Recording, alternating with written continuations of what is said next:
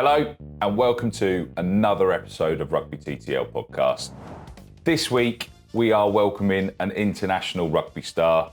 We're actually going to be talking Brazilian rugby, and you'll probably be looking at our guest and wondering, he probably doesn't look too Brazilian, as we'll probably class it, but Ben Donald, you are fully capped, fully blooded Brazilian international player just off the back of the World Cup qualifiers.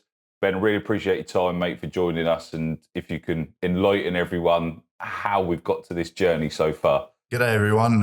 Pleasure to be here. Thanks for inviting me onto the show, Carl. Obviously don't look too Brazilian, but yeah, my identity definitely revolves around the Brazilian sort of culture. My parents moved to Brazil when they were already in Brazil when I was born. So Wow. I was actually born in the UK, but I moved to Brazil when I was only a week old.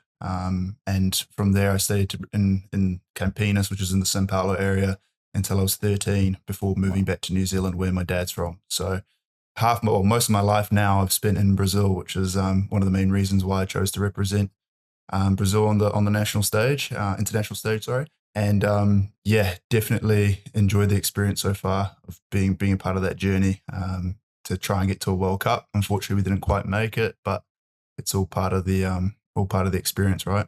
Oh, what a game. I watched it. So I obviously watched it all the time and wrote a few articles around it, and there was moments that it could have easily gone your way, but I've got different opinions about the World Cup qualification situation, which I'm sure you have as well, but you probably don't want to put too many heads above parapets while you're still currently playing. We were actually briefly talking about this beforehand. I actually saw you play in your the week after your debut. So your second game, you obviously played at Levia, which I talk quite fondly of down here as well. So how did that call up come about for Brazil when you said we've got a game, but it's in Spain? Do you fancy coming playing two back to back? What was how did that all come about? Yeah, it actually it all started quite a bit before that, actually, about an year and a half before I was playing in New Zealand club rugby. So it was actually, I only started playing rugby when I was 23, just turned 23. And I was playing club for Mount Maunganui Sports Club in Tauranga, New Zealand. And all of a sudden, in my second year of rugby, one of my teammates, he saw a rugby ad come up on one of the rugby agents' Facebook pages. And he said, Brazil Rugby are looking for Brazilian eligible players from New Zealand, and contact this person if you're interested. And I was like, my second year of rugby, I'm just playing for mates and playing for, the social side of it. And I thought, we'll do it. I want to go back to Brazil at some stage and experience it as an adult again. And I said, what the heck? So I got into touch with Josh Reeves, who's the director of rugby for Brazil. We hit it off from the beginning, and he was very, very keen on getting me over at some stage. And it coincided perfectly because most of my family was leaving New Zealand for other work opportunities around the world. So I was like, hell yeah, let's do it. So I managed to get that move over to Brazil in November of 2022. And it was just before a tournament that we played in Paraguay. So that was that was actually my first time that I played for Brazil. It was uncapped though. So I had to wait another year for my first test matches. I came over for those games against Paraguay. We did to give you an idea of what, the budgets are like in South America, especially for tier 2 and tier 3 teams.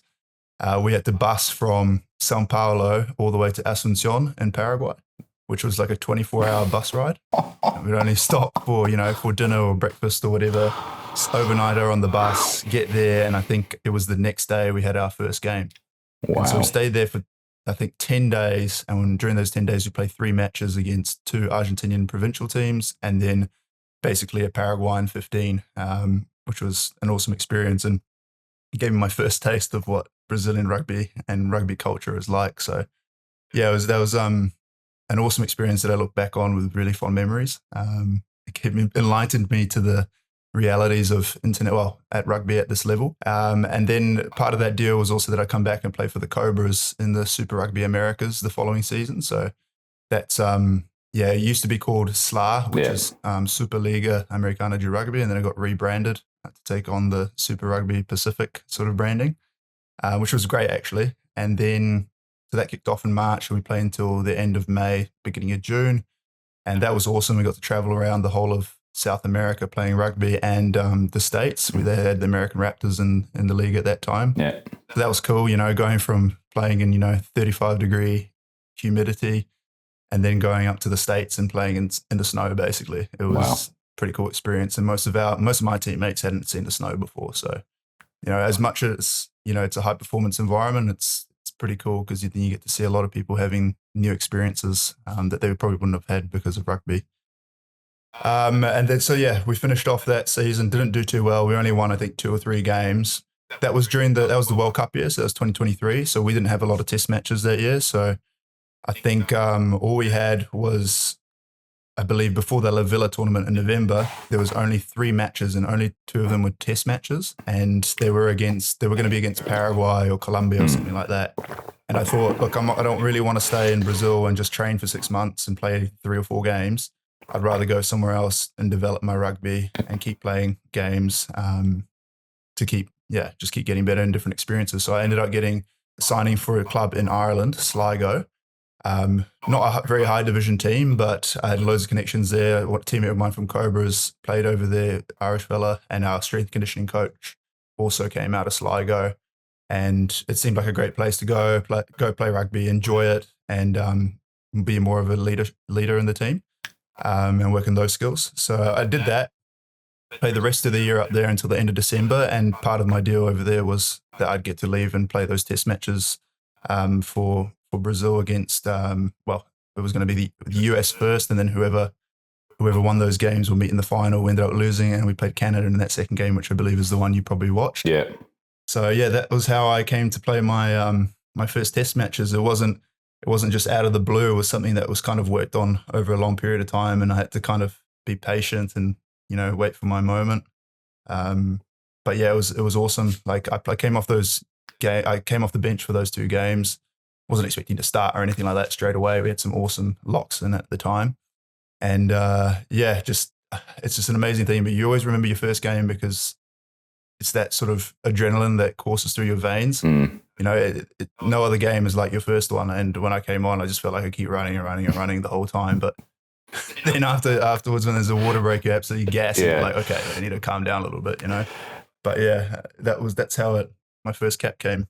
That's amazing. But that's proper tier 2, tier 3 rugby at how it sort of comes about. And so as we've got a few bits to sort of unravel here. So you started rugby really late by the sounds of it. Obviously, I'm assuming Brazilian rugby for when you grew up for the first 13 years wasn't really a thing, or wasn't as well publicised, wasn't something on your radar potentially.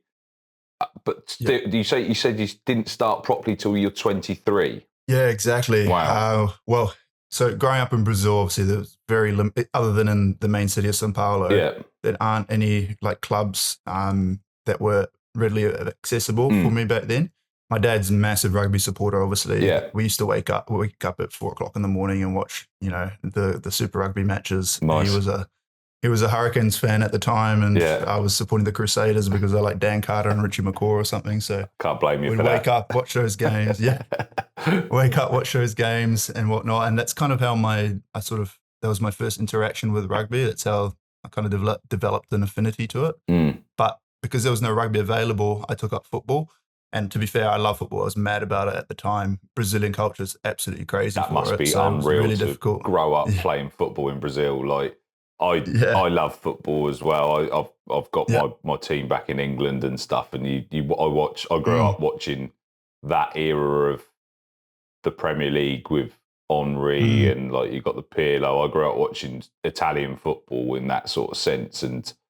But to be able to grow up in Brazil to do that, you must be probably the best sort of second row player with the best feet possibly. You lining yourself up to take any kicks as well? Is the 10 trying to keep you away or? I'll get to that story actually, but actually it's funny enough, when I first started playing, I did end up taking the kicks for my development team back home. So when I first started, like the first few games I played were in development, and then our fullback, he was the kicker at the time, and he kept getting groin injuries, and we didn't really have anyone else who could kick. And they saw me mucking around at training, taking kicks, just putting it like close to the 50 and stuff and getting it in. And they're like, oh, what? This is crazy. So when the moment came in the match, I was like, I just put my hand up. I was like, look, I can take the kicks if you guys want, and so I ended up taking the kicks, the conversions and stuff like that. Yeah.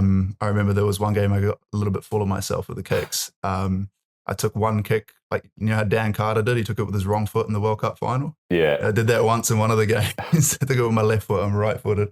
And then there was one we scored right under the posts, and it was towards the end of full time. Ended up taking the ball all the way back to the 50 and absolutely missed it. I got so much crap for it after the game. But yeah, that's the story of my kicking career. But after that, when I came to Cobras, I never got to kick again because all the boys can kick here as well. They all have footballing backgrounds and stuff like that. So then my influence in the kicking game went down a little bit. But yeah, in terms of like you were saying, in terms of footwork and developing those skills, I was very, very lucky to have played multiple sports growing up. I played football, I played cricket, I played basketball, tennis, a very, I suppose, diverse range, diverse skill set that I was able to accumulate over time. And that definitely helped with the transition to rugby so late on. The only thing that was different to me in rugby was the physical side of it, the tackling. Yeah. So I didn't know if I was going to enjoy it because of that. And so going into my first game, I was like, well, I'm either going to love this or I'm going to hate it. So I went into the first one and just like, I remember actually my first tackle, like it was a kickoff and we were chasing the ball, and then it got straight to the guy in front of me. And I was like, holy crap, I'm just going to like absolutely gas it straight towards him and try to just hit him as hard as I can. I hope I don't get hit. So I did that and ended up nailing him. I was like, oh, this is actually kind of fun. Yeah. Just closed my eyes in the tackle and got him down. And yeah, that's kind of how the spark for it kind of, got lit. So yeah, that's kind of how it all started. But as you said, you kind of started for the social aspect of rugby, which we all know and love. Then one Facebook message suddenly becomes an international passion career. Look, obviously you must have naturally had enough of an ability within rugby to sort of take that transition.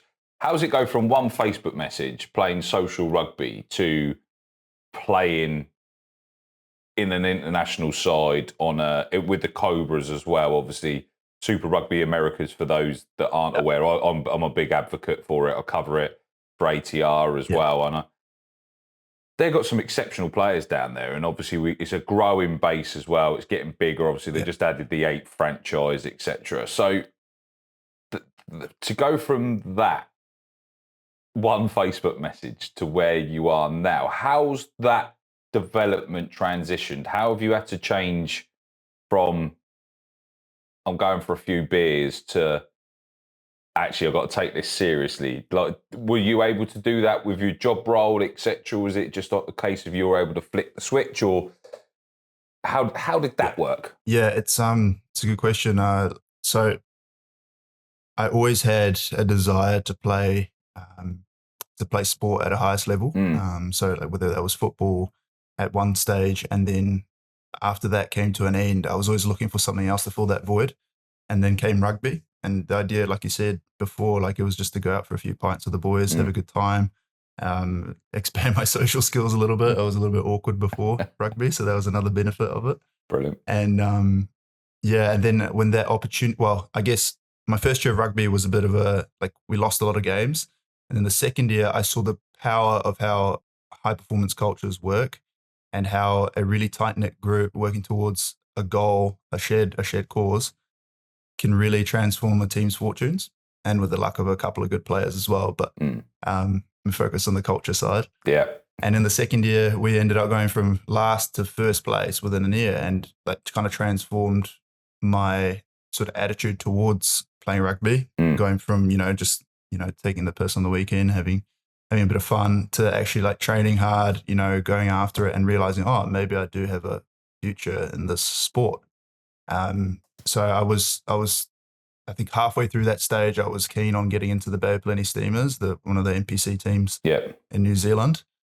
And then at the same time, that opportunity with Brazil came up. So I was tossing and turning, do I try to stay here and, get a shot at NPC, or do I go back to Brazil and try to forge a different sort of pathway? And I decided to go for Brazil a lot because I had that desire to go back to Brazil and also be a full-time rugby player and really test my limits as an athlete. And also there was the uncertainty of whether I would have been an NPC or not. So that opportunity to go to Brazil would have passed by. So I decided to go to Brazil, and it was a great decision. Like, I got so much game time in my first year, traveling around to different countries and stuff.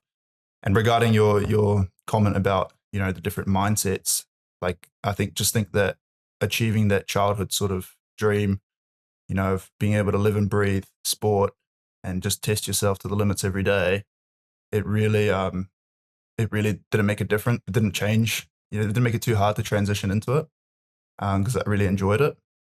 But the thing is, with rugby, pre-season in the heat and 35 degrees, it really changes your perspective sometimes. It's really like, not every day I'm going to enjoy this. There's going to be times that I absolutely hate it, but you just got to keep pushing through, and it'll build character, mental resilience, and all those attributes that come along with playing rugby and prepare you well for matches. So I really gained an appreciation for it. And I remember thinking that for my first preseason in Brazil, I was like, oh, this is not enjoyable. Maybe this isn't for me, and stuff. All those doubts come into your head and stuff. But then I remember, like with anything, it takes a bit of time to, adapt to the regime and pick up those habits.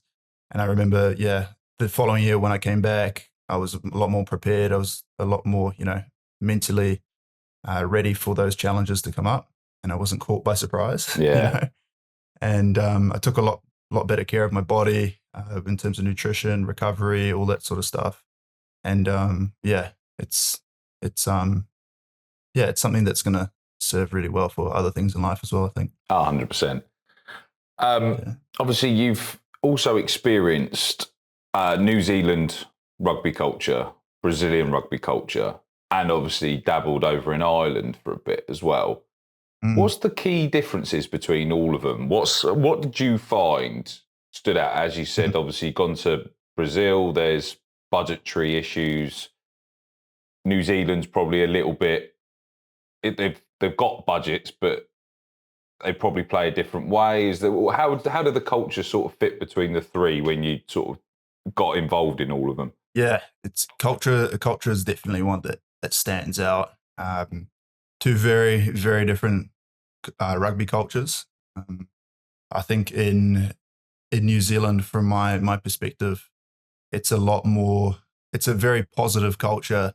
Everyone's got each other's backs. It's very, like everyone's tight knit. You're all mates with each other off the pitch as well, kind of a thing. It's okay to have a beer after training or something like that. Not too often, but you pick your moments, and there's a lot more team bonding. And I think the coaching staff and the management, buy into that process as well of enjoyment, of having fun on the field and off the field as well. Yeah. And they know that connects the team more. And I think we're really good at instilling values in the team towards achieving a shared goal. I think that's a big thing. So we're all, pushing towards the same thing. And we also are not afraid to, put responsibility on each other to achieve certain standards, right? And New Zealand does really well with setting the standard and driving those things. And that always comes from leadership and from the top. And obviously in New Zealand, I think apart from the culture side, there's the skill set side. I think just in terms of catch pass, basic skills, New Zealand's really far ahead of Brazil and most South American countries in that case. Most places in the world, obviously. Well, most Kiwis are born with a ball in their hand from literally they come out of the womb and then it's sort of there, isn't it? It's pretty much they're born with a footy in their hand to make sure that they can throw, catch and pass straight away. That's exactly. And I think it's also that thing in New Zealand which builds that culture going into high performance sport. Is also, you have a rugby ball to play with during lunchtime, during after school activities. If you're not playing full contact rugby, you're playing touch. And touch is all about getting the ball moving, getting into space, looking up. and using your footwork. And so it builds all sorts of different skill sets. Whereas in Brazil, there was never that. A lot of the boys, they started playing rugby when they were 15 or, closer to 18 or something like that. And they went straight into a high performance center. Wow. And they got straight into the pathways, because obviously it's not a big pool. So as soon as you see someone with some sort of athletic skill, you're going to put them in the pathway and try to develop that skill afterwards. Yeah. But they miss out on all that fun and all that unorganized sport development, which is hugely important for building, those skills that you can't really teach. Yeah. Because no one's going to teach you in practice how to goose step. No one's going to do this. Those are things that were built off the field outside of coaching, and Brazil just hasn't had that opportunity yet. The sport hasn't been, mainstream long enough for it to have that effect. So going back to the culture side in Brazil, I found that Brazilians, it's a difficult thing to speak about, because Brazilians are so much fun off the field, like love to have fun, love to do, have positive vibes and stuff like that. But once you're on the field and things kind of go down, people's heads drop. There's some negativity, there's blaming on other people at times, so that's something that I've noticed personally from when I came in. And it's something we're working really hard on to face and try to make better.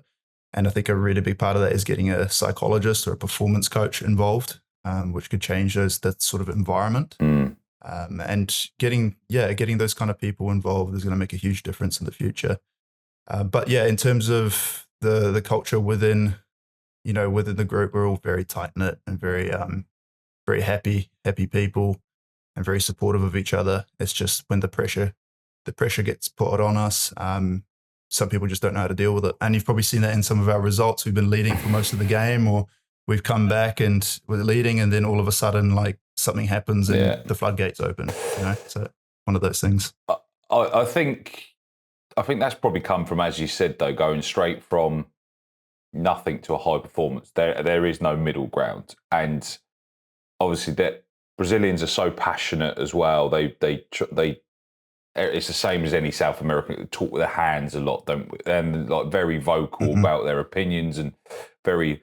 But I think probably the standout performance to show that is turning was that Belgian game in the World Cup qualifiers. Yeah. Obviously, that could have easily gone flip reverse. Obviously, Belgium were running away with it. The crazy red card, then the comeback, that whole mixture could have easily gone completely against Brazil in any other fixture. But I think that is on the turn. Is that something you guys have been working on a lot to try and not drop? Because it can. I love watching Brazilian rugby, because when it's on, and when it's off, it's lights off, and it's like there is. It's entertaining either way. It's brilliant. It's definitely something we're working on. It's a mindset is definitely our biggest sort of Achilles heel. It has been for the last few years anyway. We lost to Paraguay in the playoffs for the South America, when we thought we were going to just walk over them. And there was already chat about who we're going to get the World Cup qualifiers in Dubai and stuff. So we got way too ahead of ourselves. And then when we got stunned by Paraguay, it was kind of like a shock to the system. And that first game that we played in Paraguay, there was people walking all over the place. Like, you could just see everyone, even though we were down by, 7 points at one stage, everyone thought, we're still gonna walk over them. And no one really took the ownership of that game to stand up and lead the team in that way.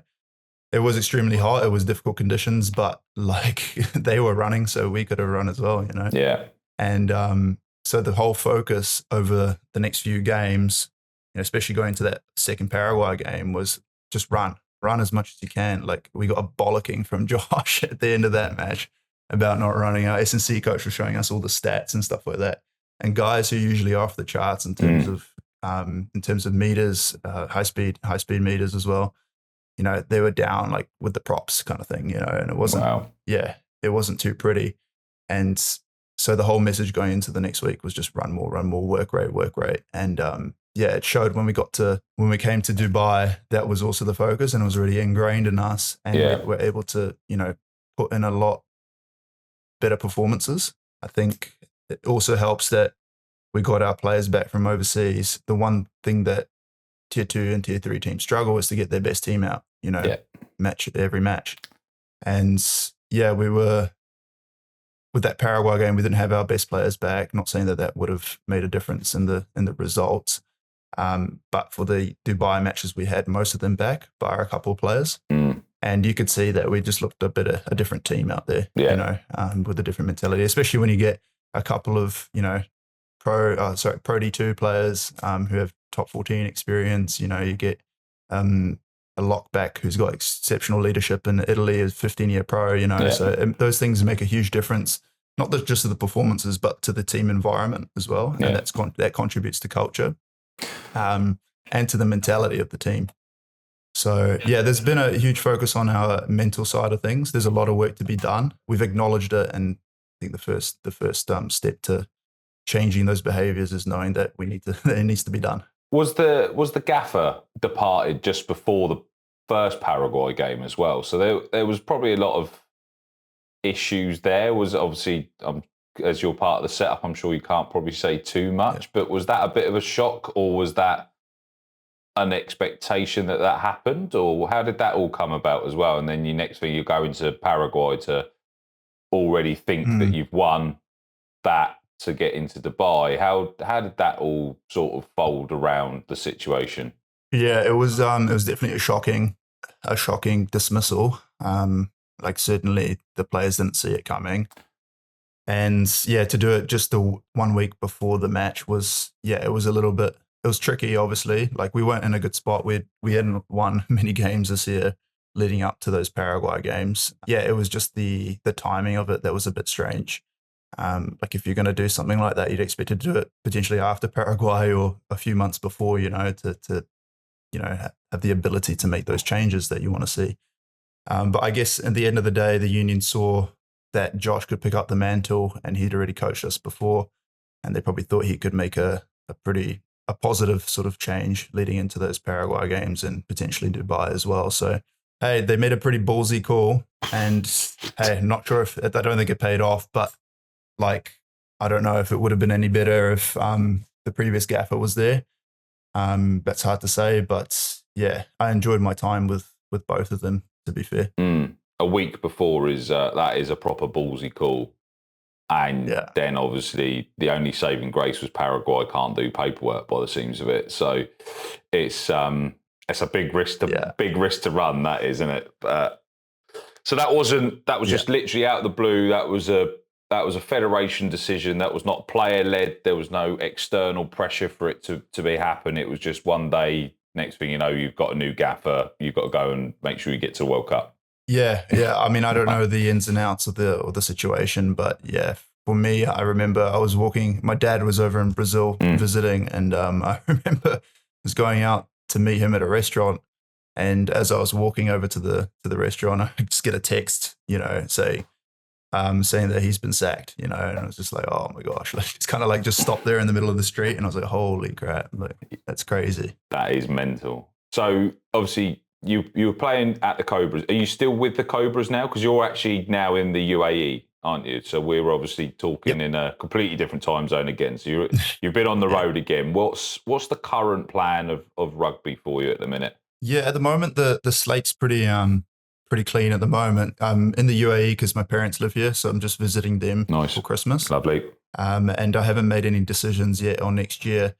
I would like to keep playing rugby, but as you know, in the tier 3 and tier 2 side, the financial side of things isn't great. Like in Brazil, I'll give you an idea, we get 6-month contracts at a time. So there's no real, stability involved with it. You can get moved in and out of different apartments all the time, and you're not really sitting down some real roots. So yeah, I've decided that I'm not going to go back for Cobras next year. Not to say that I won't go back in the future, but at the moment I would just be considering my options, whether that's I continue, looking for full-time rugby opportunities, or finding work and playing amateur rugby just to stay in it. I always be involved in rugby. I love it. Yeah. So, whether that's, playing for the local club or finding opportunities overseas again, I'm not sure. I do have a partner now, so I need to think about her. Yeah. Can't just keep moving around the world every, a year or 6 months. That's a young man's game, and, I'm still young, but I'm not Like I'm not 21 or 22 I know what you anymore. mean. So Yeah. yeah, so many different factors to consider, unfortunately, when you grow up. But yeah, I'm definitely looking to get stuck into a bit of work next year and find that balance between rugby and work and career, building a career. So what is your target career outside of rugby? Because as we all know, Yeah. rugby players aren't going to be retired off most of their salaries, not all of them. So No. what's the one Yeah. thing outside that sort of does wake you up every day and think this is actually Oh, something I mate. want to do? Yeah, that's a great question. I always thought it was to be involved in high performance sport. So when I went back for my second year in Brazil, I took up a job as well alongside my playing duties as a player development manager. So a lot to do with off-field player development. Mhm. So that whether that's educational side of the vocational side of things, or if it's targeting specific programs to keep players involved in rugby. So I had few different experiences in there, and then I realized during that moment how much all the ideas that I had really rely on funding. So alongside that, I also started working within the commercial sort of space. Nice. So within sports partnerships, finding different revenue streams to bring in money for the union, and I really enjoyed it, to be honest. And I did that role for about 2 years with them, and that's kind of the area I want to stay in. So either sports management or sports commercial partnerships. That's the area I'm really passionate about, and I really want to stay in and develop a career in. So yeah, it's one of those jobs as well that is really relevant to rugby, because in rugby, you Yeah. become a bit of a social animal. You're building connections with everyone. It's and that's what sports partnerships are about. It's building connections Yeah. and finding a way to work together, and that's in a mutually beneficial way. So that's what I really want to do, and that's what I enjoy doing. Lovely. Obviously, so you sort of did that for 2 years for Brazil, as you Yeah. said. When you sort of took that on, how, what's the biggest red flag for you with trying to raise commercial awareness and funding within rugby? What's the what? We know it's Yeah. difficult as it is, but Yeah. what's the one thing Yeah. that potentially holds the game back that we all love? Yeah, it's a great question. I think, well, from my point of view, with my experience in Brazil rugby, is that we really look at sports partnerships not as partnerships. We see them as sponsorships, so more as Yeah. donations. So we're always, you're going to sponsors and you're asking for money, but you're not really saying what you have to offer in return. Yeah. And if we change that mindset from a sponsorship to a partnership, I really think it'll open up a lot of doors, especially at this level. I know that people probably think, oh, we're only attracting, a few thousand people of crowds for every game. We don't really have an audience for them that they can engage with. But Brazil Rugby have 84,000 social media followers. We're having the Sevens circuit next year in São Paulo. Wow. We're having a big event in September against the New Zealand team at some stage. I can't really tell you who it is just yet Nice. until it gets announced. But, we have some things coming up that will be really attractive for sponsors or partners to get involved with. Yeah.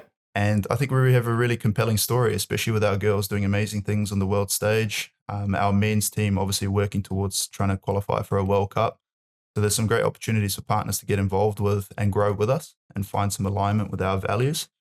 So yeah, I think it's really important that unions, not professional sports teams, I'm saying, but unions really need to invest more in their commercial side of things. Because if you're just relying on funding from, the governing bodies, from World Rugby, from the Olympic Committee, you're never really going to be able to compete at the highest level. No. You need to find a way to get a competitive advantage. And that's from going out on your own and trying to build up your brand and attract some awesome partners to buy into what you're trying to do. Yeah, awesome. I've had the pleasure of seeing the Brazil women's as well over here in Spain against the Leonas, and Exciting, eh? oh, unreal. Again, like I was just stood there and I was like, they don't half run and they just go forward. Everything's go forward, and managed to chat with Larissa Henwood after the game. Yeah. Lovely, great player as well, exceptional player, and yeah, they're a very exciting side to watch and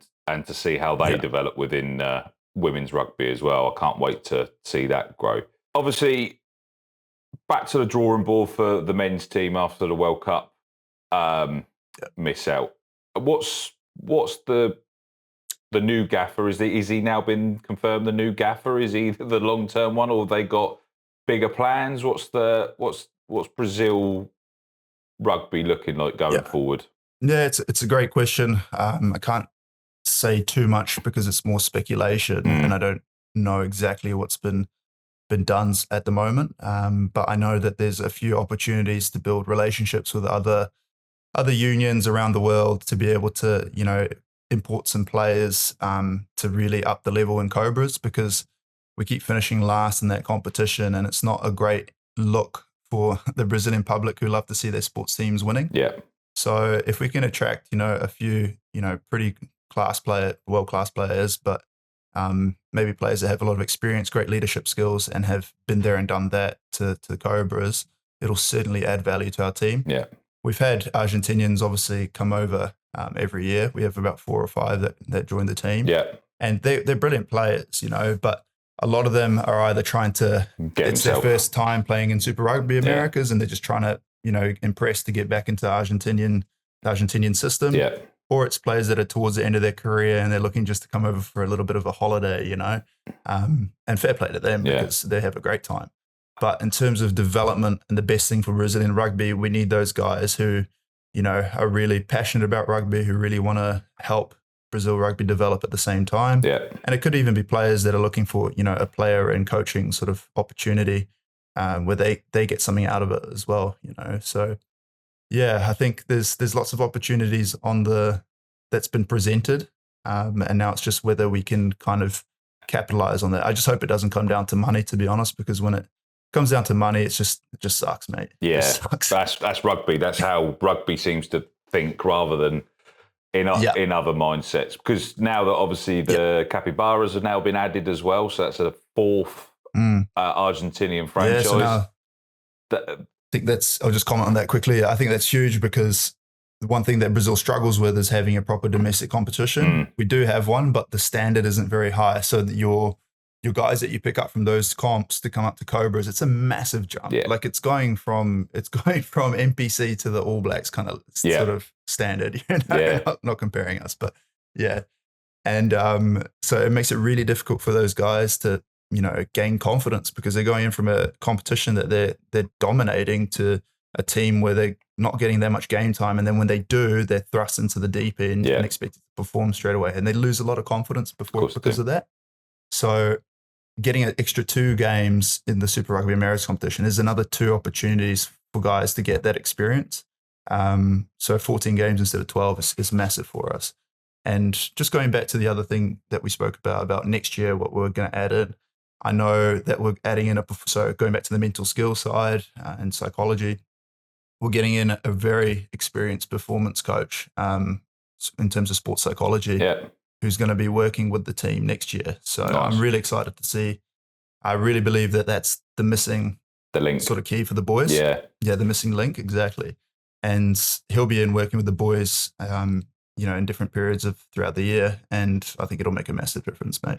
Yeah, that'd be awesome. I'll obviously be covering the Super Rugby Americas because it's awesome. Probably the best league outside of the top 14 alongside other bits. But I think it's just so exciting. Obviously, the MLR is in MLR mode, trying to play with six franchises. We've now got an additional franchise added onto the Super Rugby. It's probably the perfect blueprint outside of every other league at the minute, because the continued growth, player availability, player progression, players going up to bigger leagues, getting blooded in at international level, it literally is the perfect footprint.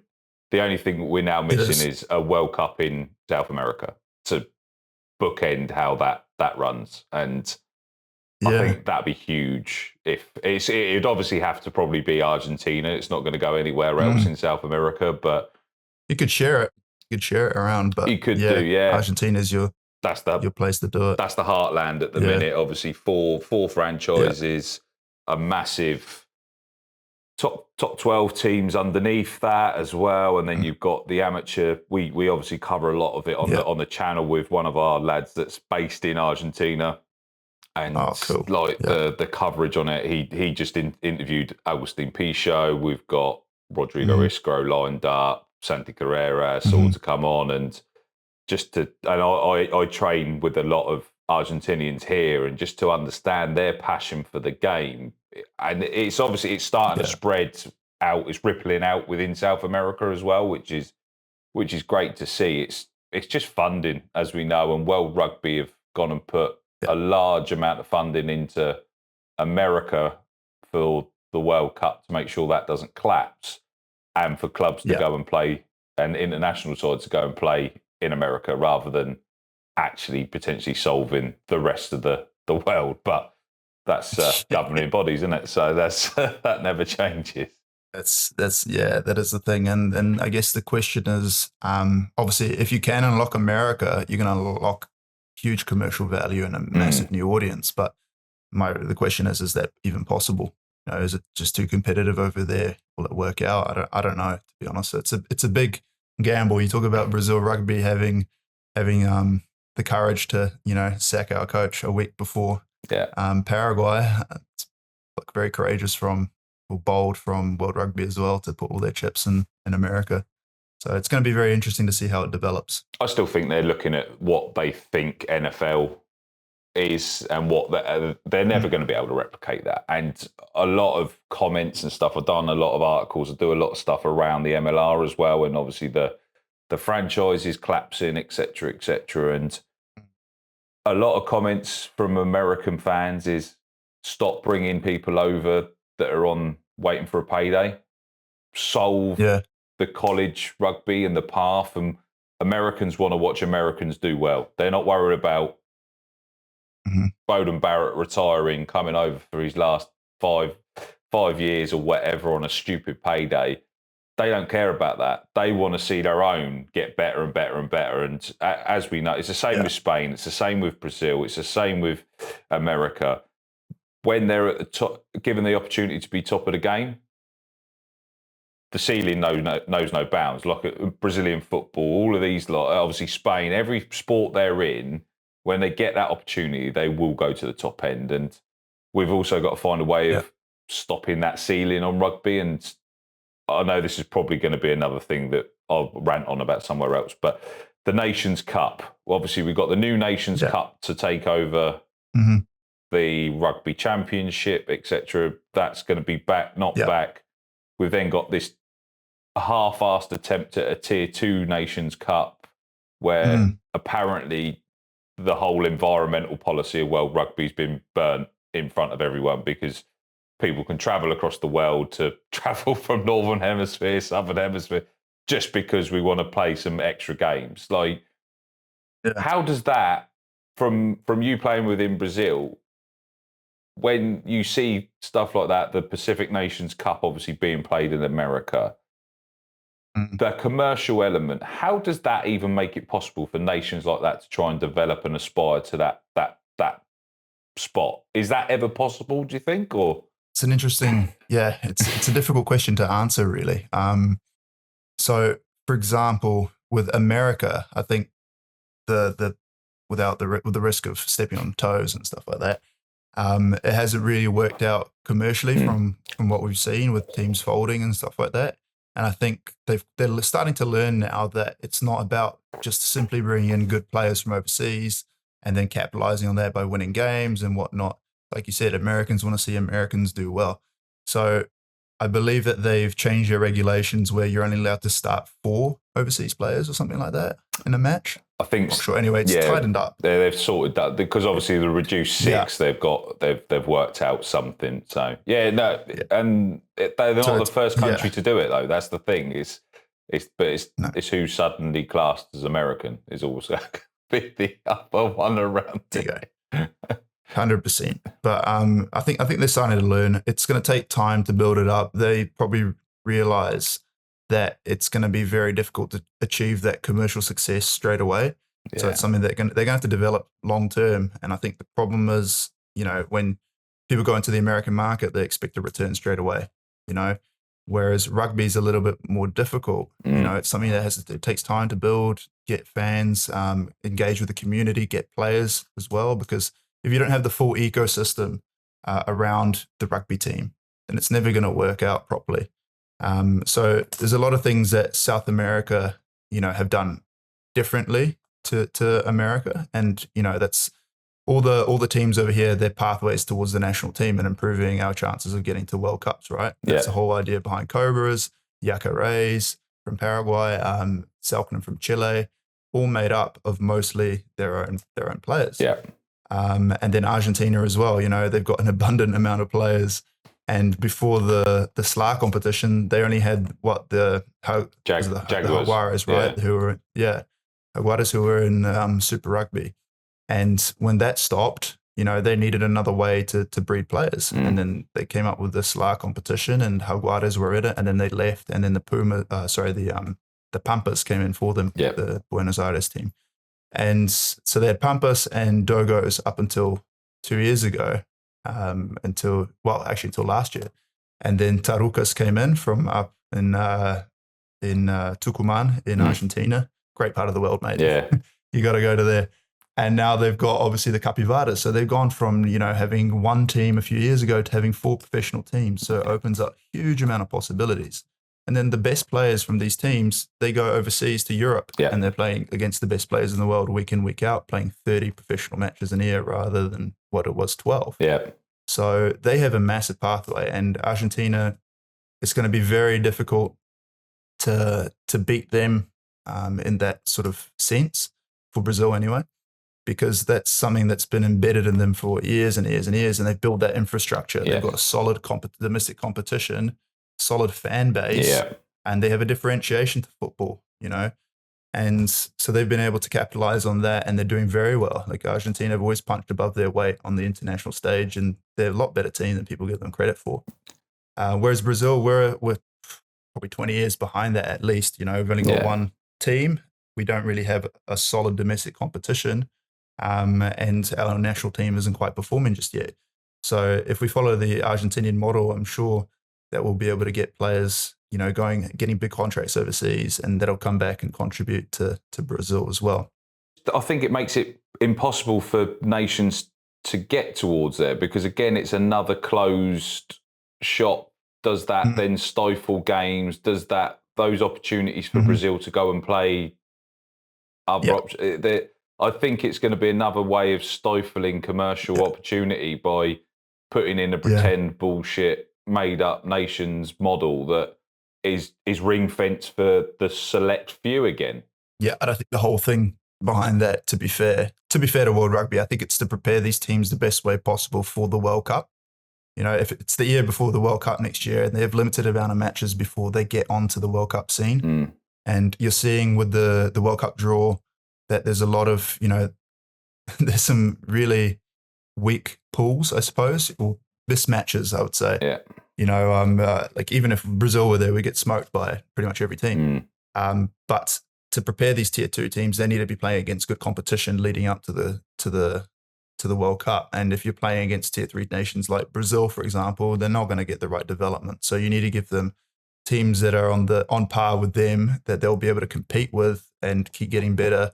So that they went, for example, with Hong Kong and Chile. So when they get to play Australia and New Zealand, they don't get absolutely pumped.